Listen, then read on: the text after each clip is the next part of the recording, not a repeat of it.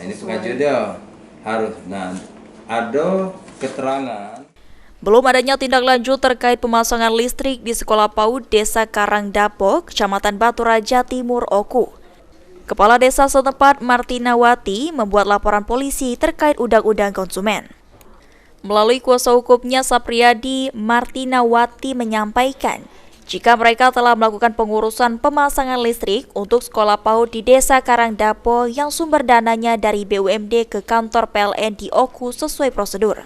Tapi setelah dilakukan pembayaran sejak bulan Oktober 2023 lalu, sampai saat ini aliran listrik di sekolah PAUD belum juga terpasang, sehingga mereka membuat laporan di Polda Sumsel. Pada saat itu setelah keluarnya NIDI atau layak pasang yang dikeluarkan oleh pihak ketiga, maka klien kami di tanggal 14 Oktober 2024 melakukan pembayaran sesuai dengan bukti transfer kami, dan dalam akun PLN milik klien kami tersebut dinyatakan bahwa pelaksanaan penyambungan tanggal 24 Oktober 2023. Sementara itu, manajer PLN ILP Batu Raja Iswandi mengungkapkan jika saat akan melakukan pemasangan, pihaknya menerima sanggahan dari kepala desa jika meteran tidak mau dipasang kalau tidak bersama tiang listriknya.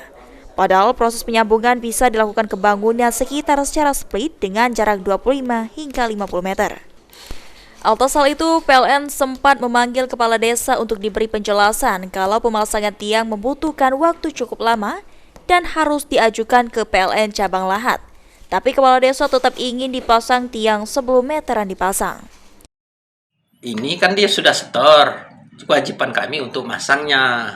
Nah, untuk penambahan listrik, kemarin sudah kami sampaikan, sempat kami panggil Ibu Kadesnya ke sini. Kami berharap ini kita pasang dulu.